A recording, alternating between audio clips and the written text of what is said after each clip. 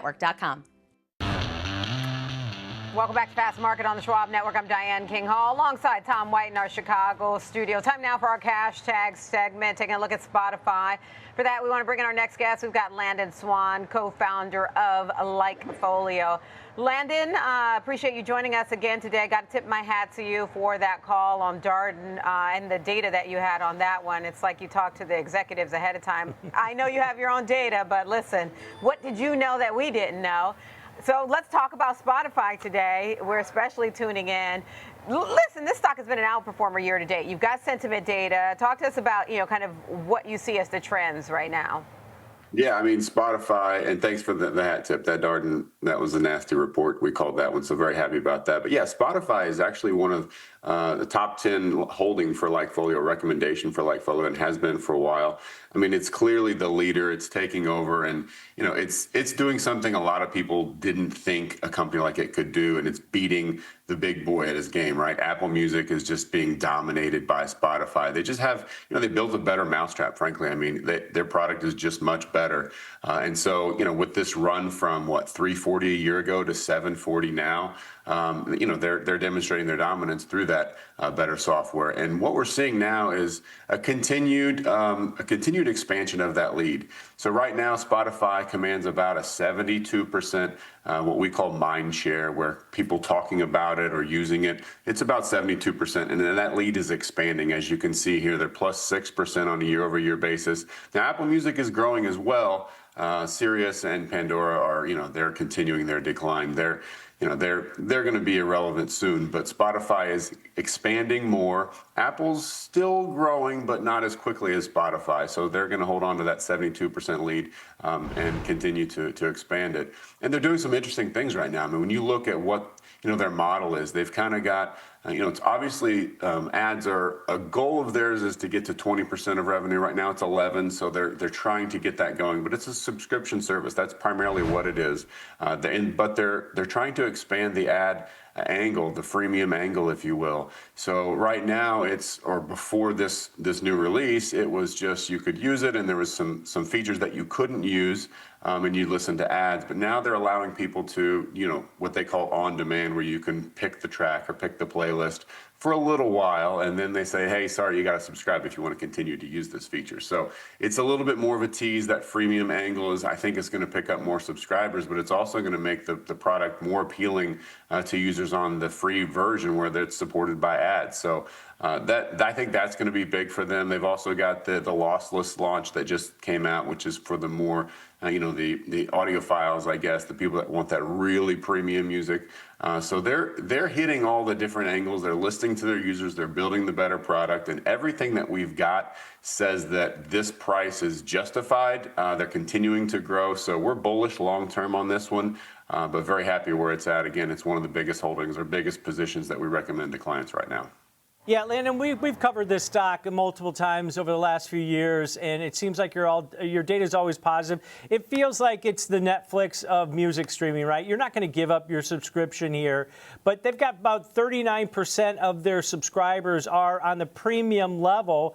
Do they make more money off the premium or the ad tier, because that continues to grow also? And when you look at this, how much, and if any, price hikes on premium will negatively impact their stock, or is it just, it doesn't matter if they raise it $1, $2, $3? Nobody's probably going to cancel Spotify at any point. Yeah, I think what's happening is it's similar to Netflix, and I think I could argue that it's more so than Netflix. It's becoming stickier and stickier. I mean, you get used to using it. It's got your playlist. Now it's got, an AI DJ and an AI playlist system that just knows what you like. And it's just part of your everyday routine. And so I think it would be a very difficult switch to go from, if you're used to using Spotify, you've been using it for a year, to go to Apple Music and to relearn that. And, you'd have so many frustrations with where's my playlist and all this. I think that they've got a lot of flexibility in what they can demand from their clients. And, you talked about the ads. It's small right now. It's 11% of revenue. They want to double that. They want to get it to 20%. So they're taking that, they're taking some action to get there. But I think that with all the angles that they've got, the stickiness, I think they've got a lot of room to increase those prices. And yes, this stock has run tremendously. And you're looking at this chart here. It's, normally we talk about divergence, and, as you can see why we were very bullish on this with that blue line leading the stock higher. Now it's kind of flat, but it is up still year over year. The stock is strong. Its stock's been a little bit sideways, so it's not just cranking to new highs right now. I mean, if we were, pushing up on 1,000, I might say tap the brakes a little bit, but I think it's got room to run. And again, it's just such a sticky product.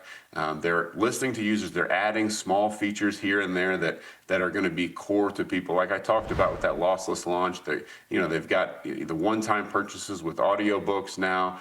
They're just doing a lot of different things, building on that core value prop. Plus, they are just pulling in so much cash. They've got the ability to buy back stocks.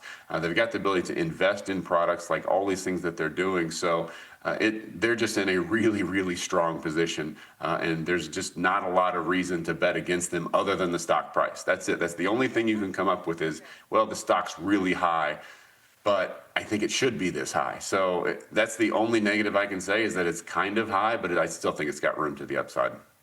That's what I was going to ask you about, Landon, or that's one of the things I want to ask you about, especially because, listen, I mean, it's more than double from a year ago. When you look at it a year ago, okay, that's obviously easier to swallow that price tag. But as it, starts to gain more ground, you start to ask the questions, is it justified? And I hear what you're saying about market share and their user base, because I was once upon a time a Pandora user. I still have Pandora, but I kind of made the switch to Spotify myself. And maybe I'm coming across as okay boomer in terms of how I started. I'm not a boomer. Nothing wrong with being a boomer, obviously. But the stock price, right? I mean, it's, approaching $750, and then you start getting it towards Netflix land in terms of price tag. Talk to us more about how durable or how long you see it, stretching further. Yeah, I mean, again, if we were pushing up on 1,000, I'd say tap the brakes. I think that over the next 6 to 12 months, I think that we can get to that level. I think we can get 4 digits. And, for anyone who's questioning the bullishness, you're probably a Spotify subscriber. I would challenge you to turn it off and go try Apple Music for a while. And then when you get frustrated, think to yourself, how much more would I pay for Spotify? Could they raise it $1, $2, $5 a month? You're probably thinking, you know what, it is worth it. And they're going to have that ability to raise prices and continue to expand their lead.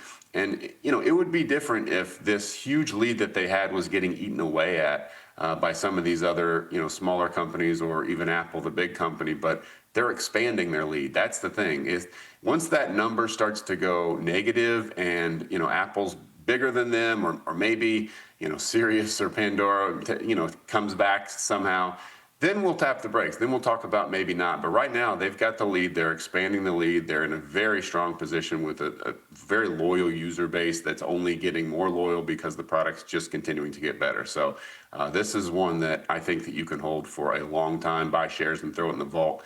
But yeah, this is one of the top 10 positions of LikeFolio for a reason. And the data continues to be very strong. All right, Landon, good stuff. Thank you for bringing your data as per usual. That's Landon Swan, co-founder of LikeFolio. Appreciate the breakdown there. Now for the trading